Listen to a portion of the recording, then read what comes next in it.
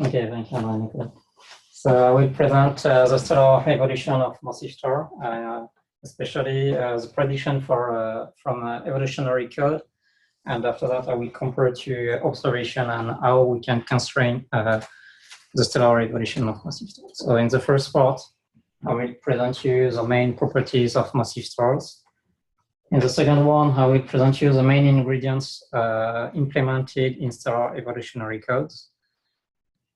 Finally, I will present you some results of spectral survey and observation that we have done during the last year and which are very useful to constrain the evolution of massive stars.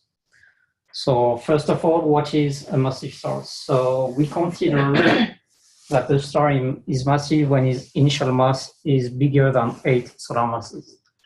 This is one of the limits to burn carbon in the core during the late evolutionary phases of the star. Massive stars are very luminous. They can reach few millions times the luminosity of the sun. They are very, very hot with effective temperature hotter than 20,000 K. They can reach few 100,000 K. Their lifetime is very short. They are burning hydrogen through the CNO process, which is more efficient than PP chain. So their lifetime is very short, below 15-20 million years. They release a huge quantity of material in the interstellar through their winds. The mass loss rate can reach 10 to minus 5, 10 to minus 4 solar masses per year. They are very rare. So that means when you form 50 stars, solar type stars, you form only one massive star. So it's very difficult to study massive stars because they are rare and their lifetime is short. But why is it important to understand the physics and the properties of massive stars? It's because they have a strong impact on the modern astrophysics. First of all, we consider that the first generation of stars were massive, with initial masses between 30 solar masses to 1,000, depending on the theory. But the strong radiation field is responsible of the radionization of the universe.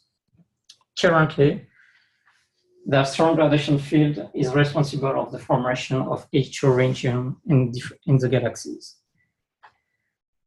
They also, as I say, burn elements heavier than carbon in their core. So they are responsible of the nucleosynthesis after the oxygen. They are producing the heaviest elements of the universe we know. They have strong stellar winds. And if you combine this, stellar winds are responsible of the progenitor of galactic winds. And due to the nucleosynthesis after the oxygen, they are the main agent of the chemical enrichment. More impact of massive stars.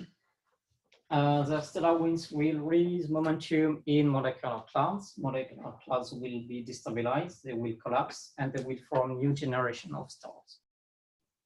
If you're doing some extragalactic science, massive stars are very useful to understand the stellar formation, because their lifetime is very short and they are emitting a lot of UV radiation. So if you see some UV region in galaxies, you're sure that you have massive stars and you're sure that you are forming massive, you are still forming stars. And finally, they are the progenitor of very energetic events in the galaxy with the core collapse supernova events or formation of a gamma ray burst. Evolution of massive star. It's easy. You have the nebulae, destabilization of the molecular clouds, you form the protostars. The protostar reach the main sequence. The star begins to burn hydrogen in the core. The star evolves in the giant phases. Explode as a supernova. At the end, you have a black hole or a neutron star. And the supernova remnant is reused to form new generation of stars. But if you start to go in detail, it's a little bit more complicated. From the 70s, we have now the Conti scenario. So At the beginning of their life, all the stars are classified as OB, and after that, depending on their initial mass, they will evolve in red supergiant, LBV, or Wolf-Rayet stars directly for the most massive dwarf. At the end, they will explode as a core collapse supernova with different types, SN1C or SN2 for the lowest, for the star with the lowest mass. Here, it's an example of the evolution of a 60 solar massive stars without radiation. The total lifetime is only 4 million years.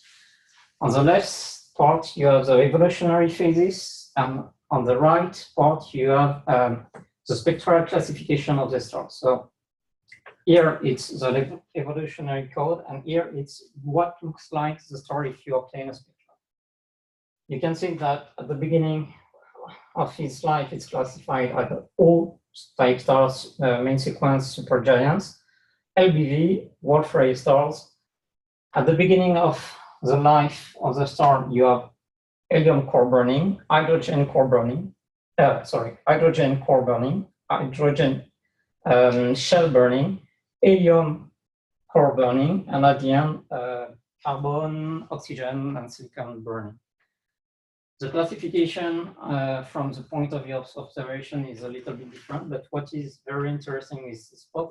You can see the lifetime of the different phases.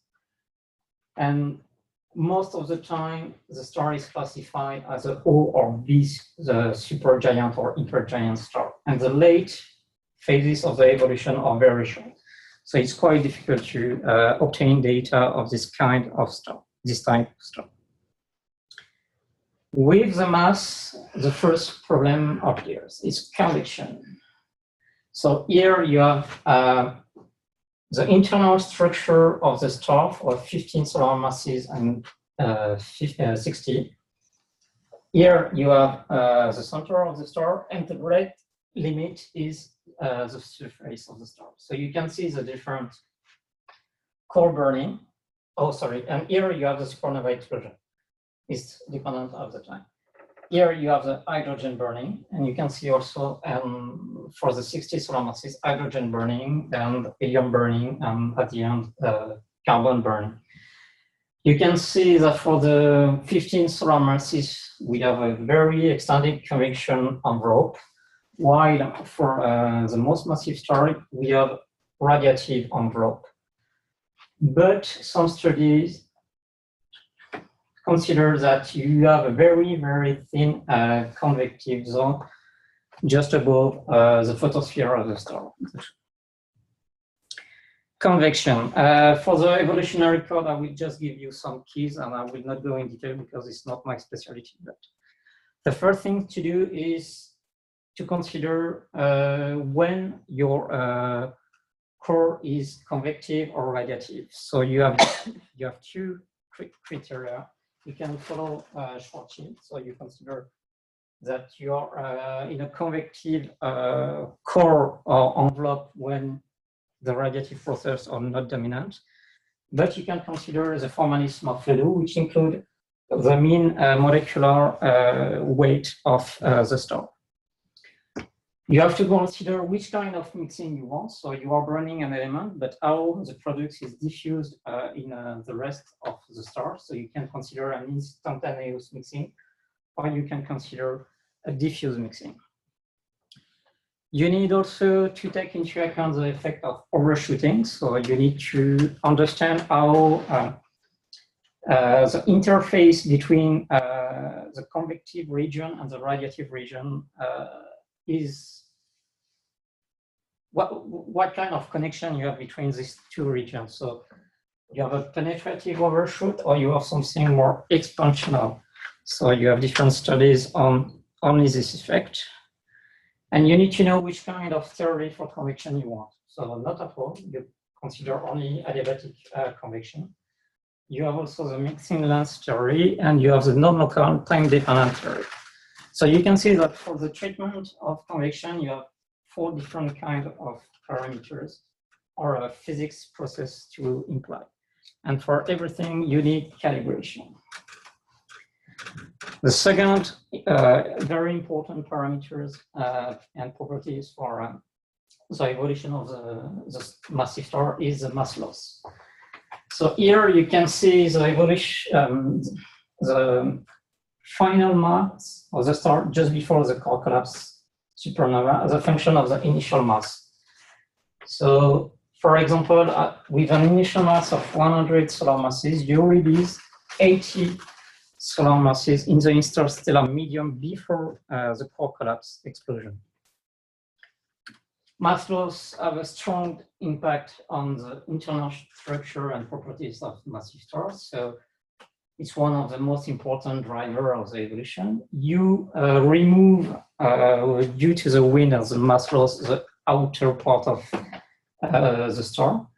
So you uncover the internal layer, you modify the composition of the winds of the star. You can see here the impact of the mass loss rate, of different mass loss rate on the evolutionary chain of four different stars with initial mass of 9, 15, 20, and 25. You can see that the mass loss rate have a strong impact, and when you increase the mass loss rate, usually you're going more in the blue part of the during the last phases of the evolution. So as I said, mass loss is very important, but you have different formalisms. So you need to know which prescription you want to use for your evolutionary code. You have the work of Vink, de Jager, and Kudryavtsky, for example. And you have to know that it's not well constrained. And you need to know that it's not well constrained, or it's not constrained at all for red supergiants. Other parameters, metallicity. If you decrease the metallicity, you decrease the opacity in the stars. So the stars are more compact, they are bluer, they are hotter. You modify also the CNO elements. That means you decrease the mass loss rate because winds of massive stars are driven by the metallic lines, especially iron. And you can see the impact of metallicity on the evolutionary chain of a 9 and 20 solar masses star. So in blue, it's with a solar metallicity, and in red, I think it's in LMC. So you can see that the stars are more luminous and hotter in LMC than in the galaxy. You can see also here the same picture than previously. So the evolution of the final mass of the star as a function of its initial mass. So this time for a 100 solar mass, you release only 50 solar masses in the interstellar medium before the core collapse. Supernova explosion. Last parameters, rotation. If you have rotation, you modify the surface of the star. So you can see that the equipotential surface is depending on the rotation rate. If you increase the rotation, the deformation of the surface is more important. Consequently, you modify the surface gravity of the star. If you modify the surface gravity of the star, you also modify the effective temperature. And for this, you have two different theories. So the one by von Zippel and the one by Espinosa. Here, you can see the effect, which is very interesting, on what is the evolutionary path of a star depending on the inclination of the star.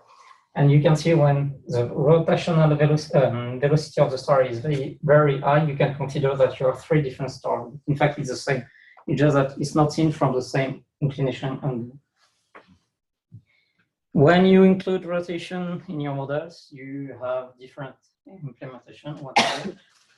You want to know if the transfer of angular momentum is only a diffusion process, or if you have to take into account advective term.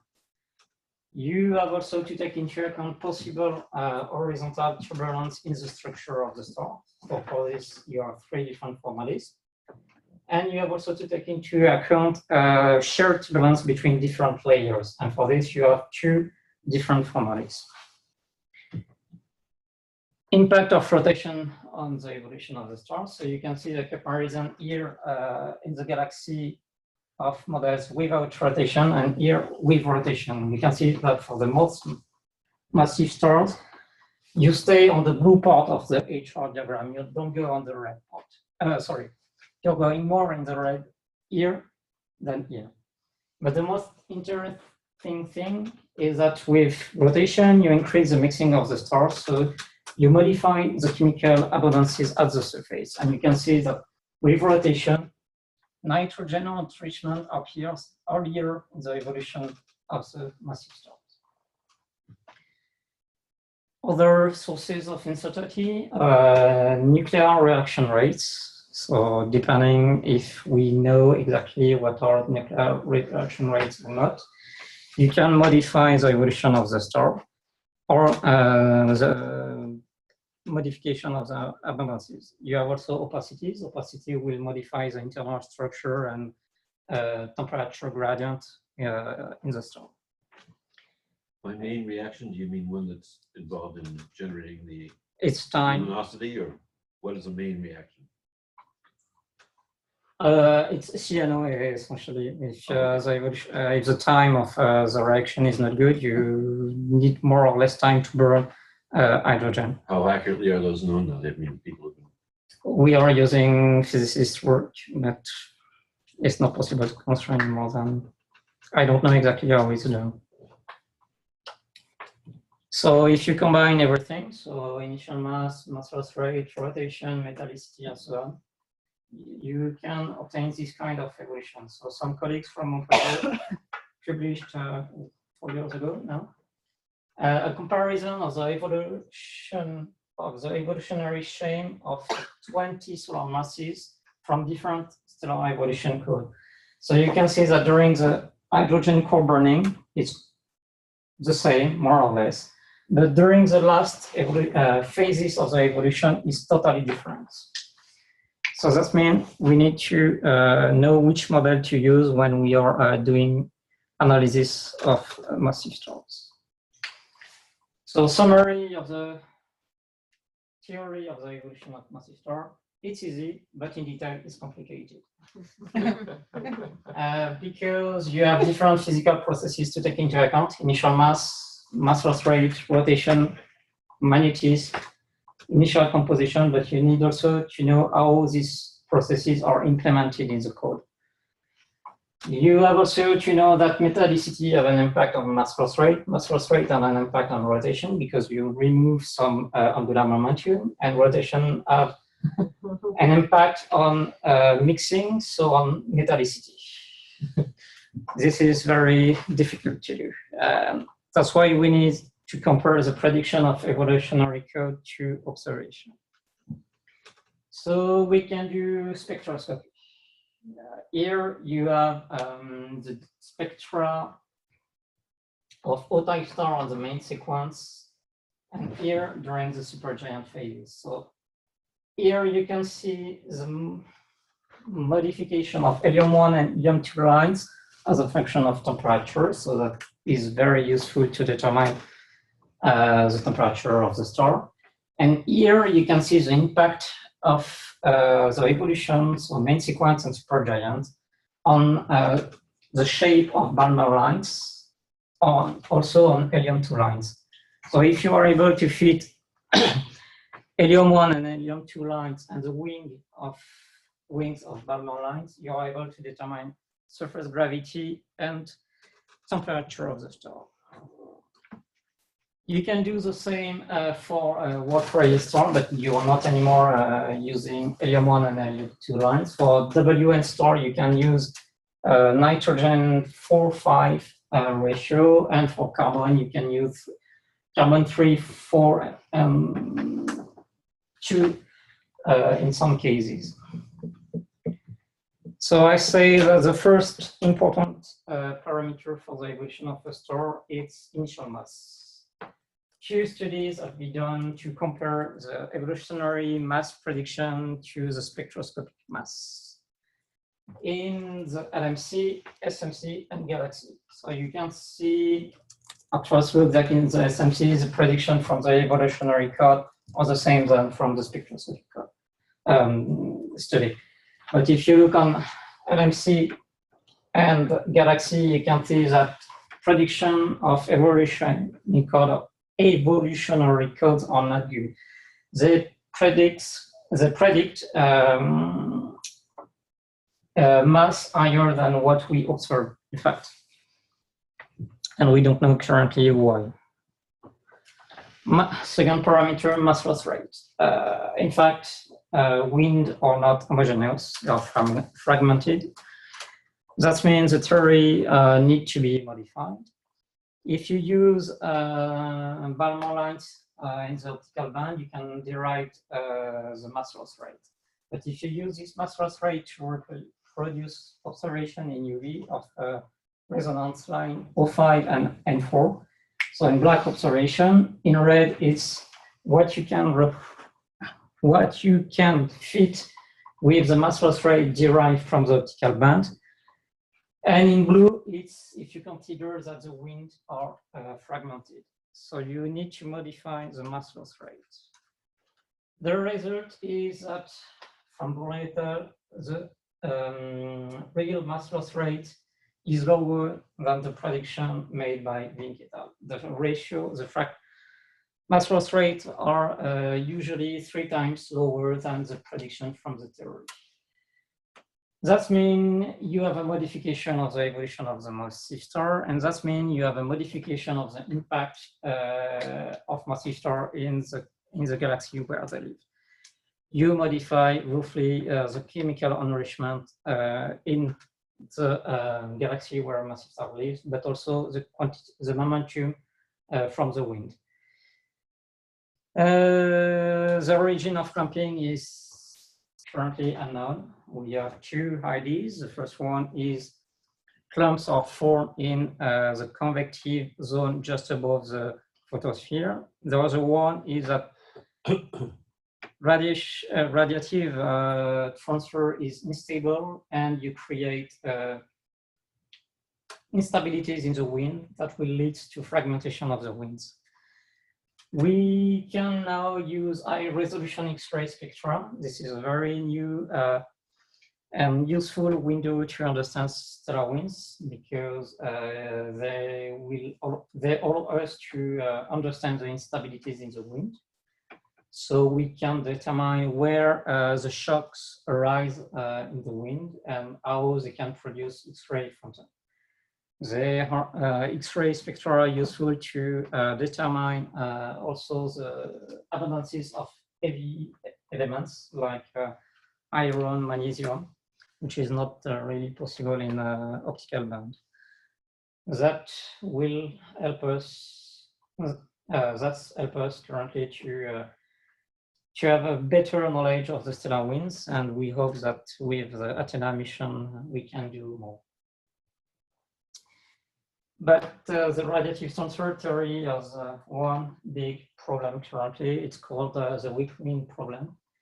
So in the UV band, you have the carbon 4 lines in black, the observation. And if you use the prediction from Vink, for example, you have the red spectra. So if you want to reproduce the mass, the observation, you need to decrease the mass loss rate by a factor 100. So we can consider that a factor 2 or 3 due to clumping, it's fine, but 100 is more difficult to explain. This kind of stars, weak wind stars, are observed in the galaxy and SMC. So that means it's not an effect of metallicity. It's not only few stars in the galaxy which are not very nicely fitted and which are specific metallicity. No, it's a real problem. I'm currently working with Michel Curie in Chile to modify to find a particular solution to the radiative transfer equation. And we hope that we will be able soon to solve this problem.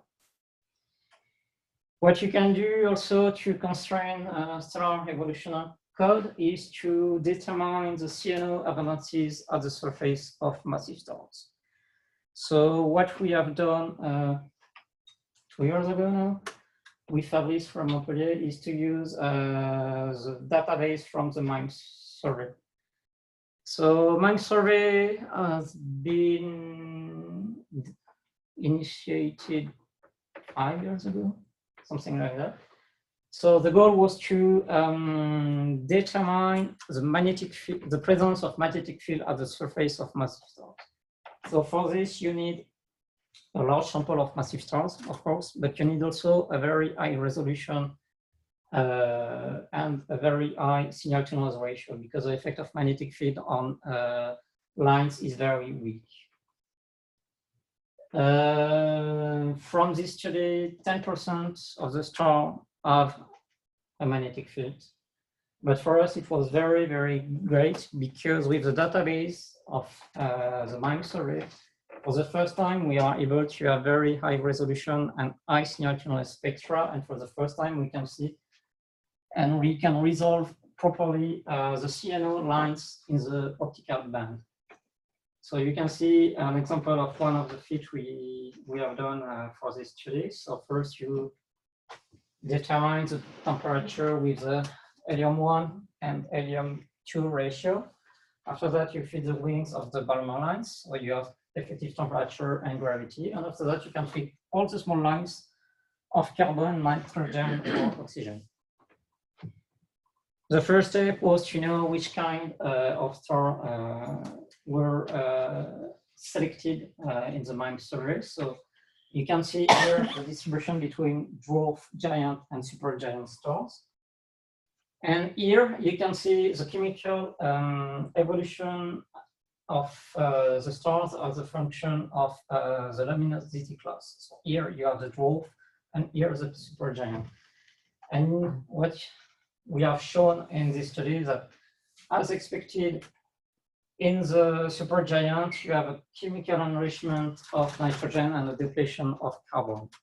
But what we have shown essentially is that Geneva models and Kefi models can predict this result if you include rotation, but the Dwarf model cannot reproduce the observation.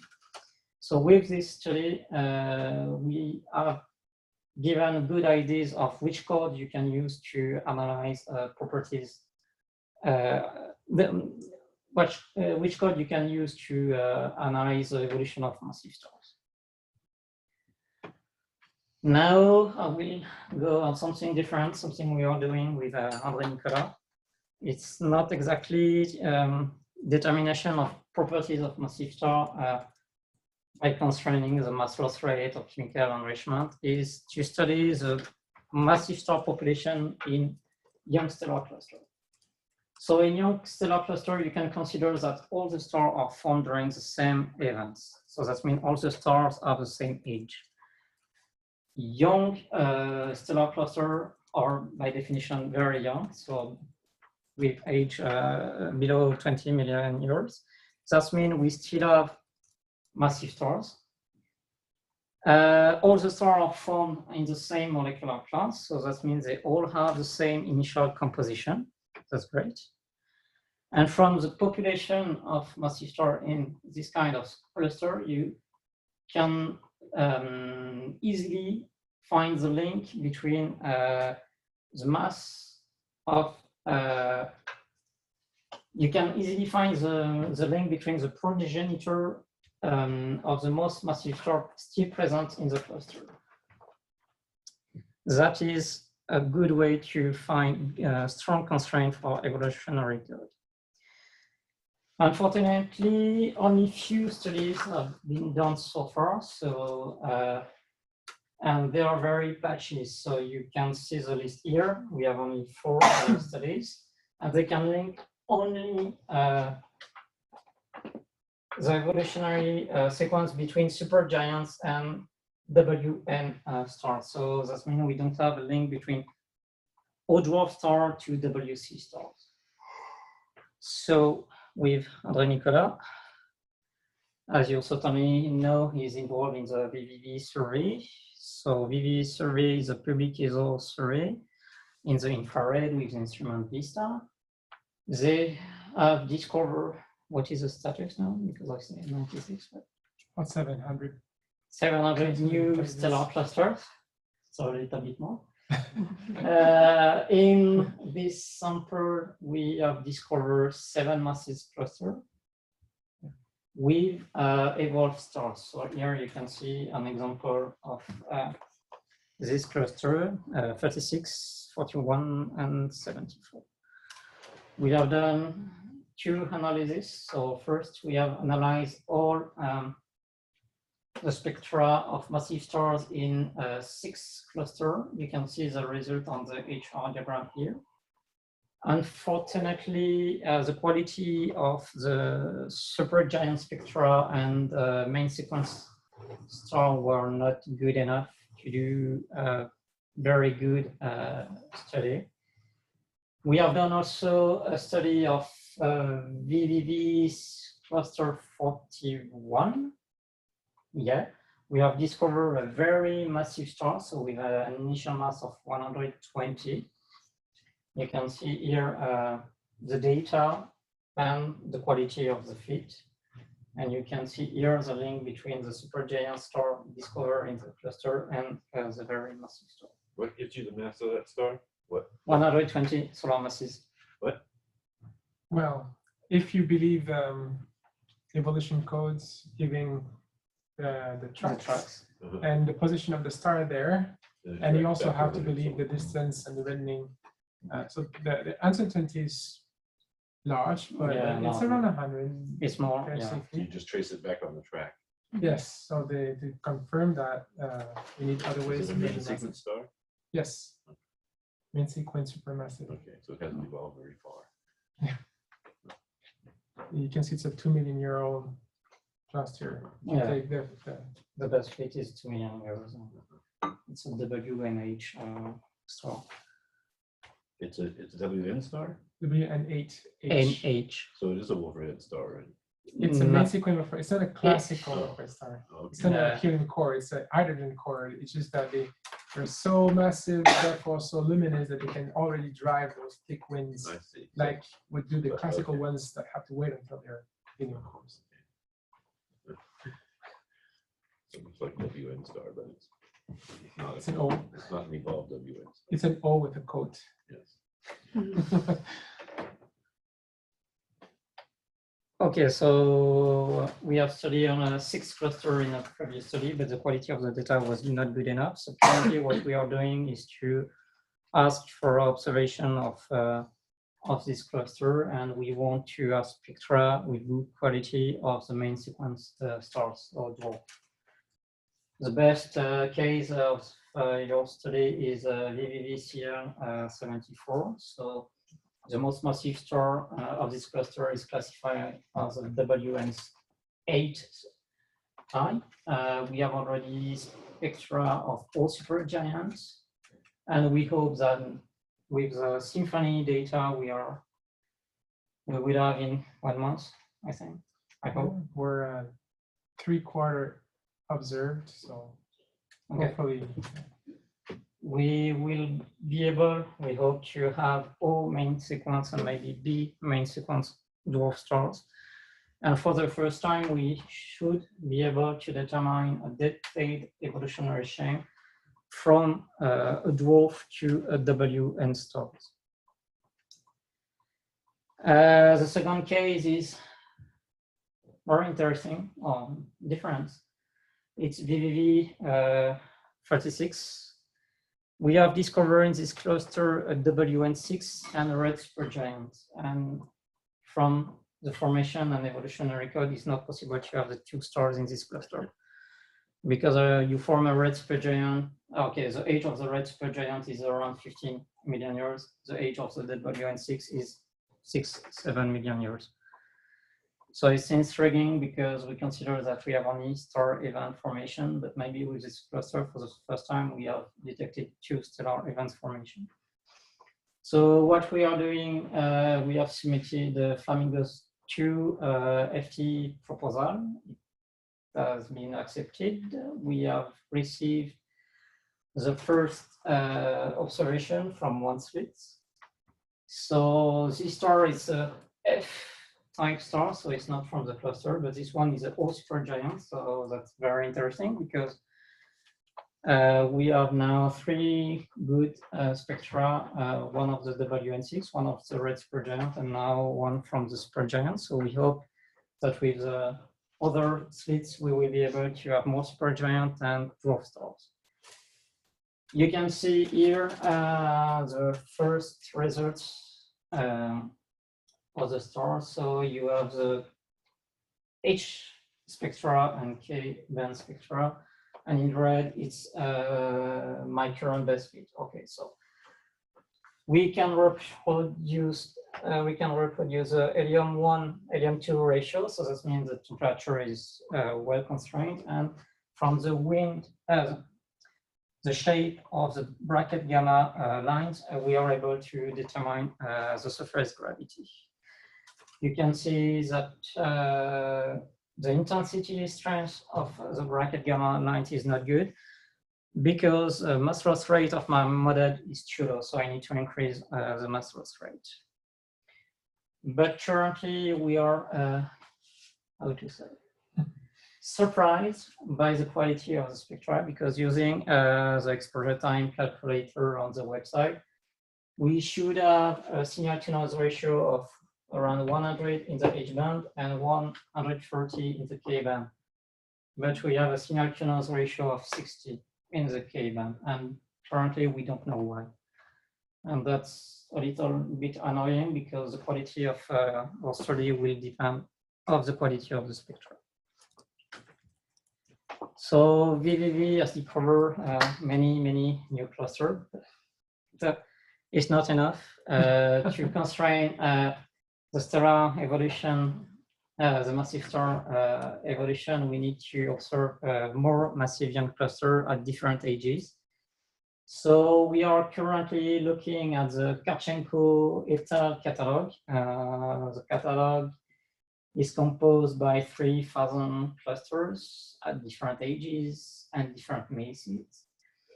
We need to do a selection, of course, depending of the age of the cluster, the number of stars in the cluster, and the capability, the potential observability of the stars, depending on the magnitude usually. From the first look, we have selected BH245, so it's a very young massive cluster, around 2 million years, and is located in a interesting region where there is no dust. So that means we can observe this cluster in the optical band. We have submitted a GMOS proposal with this configuration. We have selected 24 cluster candidates. We have obtained the blue spectra 1 month ago, something like that. From the analysis of the blue spectra, we have detected 3 B1 dwarf stars and 1 B1 supergiant star. We don't have the red part of the spectra, so we are waiting for this. And we don't have the spectra of the most massive star in the cluster. So from the current observation, we expect to observe a O supergiant as the most massive star in the cluster. Once again, we have a problem with the data because we use a website to write the proposals. So we found that with the configuration we asked, we should have a resolution of 10,000, but in fact it's only 6,000. So that will have an impact of on the determination of the stellar properties. Conclusion: general evolution of massive star is understood, but not the details. We need to improve, the stellar evolutionary code, of course, but we need also to improve your knowledge of stellar winds and properties of a massive star. So we should, or we must now do multi-wavelength spectroscopy, because It's the only way to derive proper mass loss rate and to understand instabilities in stellar winds and the connection between the photosphere and the stellar winds. That will give us good constraint for evolutionary codes. They will have a better formalism of mass loss rate. We should do, and we are doing with Anthony Hervé's analysis of stellar population in young massive clusters that will give us exact evolutionary path. So evolutionary code will should reproduce this observation. So they will need to work hard for this. And why we need to understand massive stars? Because we want to better understand their impact on the galaxy where they live. There is more open question concerning the massive stars properties. What is the impact of multiplicity? What is the impact of magnetism on the stellar evolution? What is the link between the late evolutionary phases of massive stars, so the Dwarf ray phases, and the supernova explosion? Currently is unknown. And simply, how do you form a massive star? Because currently, from the theory, we are able to form only a star with a maximal mass of 35 solar masses. And this is just an update because 2 weeks ago, a nice paper was published by Adam et al. And they have discovered the disparition of a red supergiant in the sky. So here you have the red supergiant. 2 years ago, you have nothing. But there is no data with a supernova explosion in this region.